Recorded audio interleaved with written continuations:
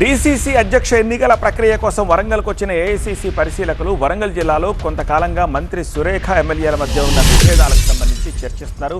ఈ కార్యక్రమంలో ఒకే వేదికపై మంత్రి సురేఖ, ఎమ్మెల్యే నాయిని రాజేందర్ రెడ్డి ఉన్నారు. డీసీసీ అధ్యక్ష ఎన్నికపై మంత్రి సురేఖ, ఎమ్మెల్యే నాయిని ఆసక్తికర వ్యాఖ్యలు చేశారు.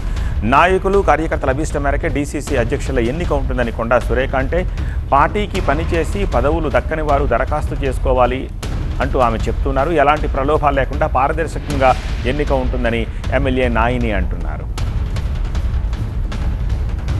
నాయకులు, కార్యకర్తలు కూడా మరి మీరు ఆలోచించుకొని మరి మీరు ఎవరైతే బాగుంటారో అనేది కూడా మీ ఇష్ట ప్రకారమే వాళ్ళు నిర్ణయం తీసుకోవడం జరుగుతుంది. డీసీసీ ప్రెసిడెంట్స్ సిడబ్ల్యూసీ వరకు కూడా వెళ్తారు.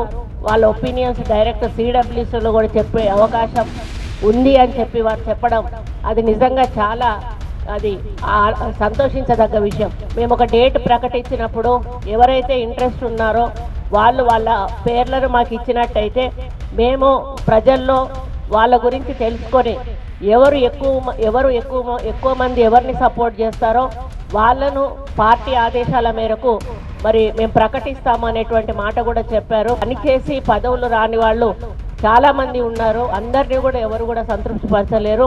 మరి అందులో ఎవరైనా కూడా మేము ఉండాలి అని అనుకుంటే వాళ్ళు కూడా నామినేషన్ వేయొచ్చు అని చెప్పి వాళ్ళ యొక్క సహకారం ఎమ్మెల్యేలు, ఎంపీలు, ఎలక్టెడ్ మెంబర్స్తో సహా మరి కార్పొరేటర్స్, ముఖ్య నాయకులు, గ్రామాలలో ఉన్నటువంటి ఎక్స్ సర్పంచులు, ఎంపీటీసీలు, జెడ్పీటీసీలు, ఎంపీపీలు వీళ్ళందరి సహకారం కూడా ఉంటేనే రేపు మనం అనుకున్న మరి వ్యక్తులను సపోర్ట్ చేస్తూ ముందుకు తీసుకుపోయే అవకాశం ఉంటుంది. కాబట్టి మరి ఇది చేసిన తర్వాత పార్టీని మళ్ళీ వచ్చే ఎన్నికలకు మళ్ళీ ఇప్పుడున్న సీట్ల కంటే ఎక్కువ సీట్లు ఏ విధంగా గెలవాలి అనే ఒక ప్రణాళికతోటి 100% మళ్ళీ ముందుకు వెళ్తాము.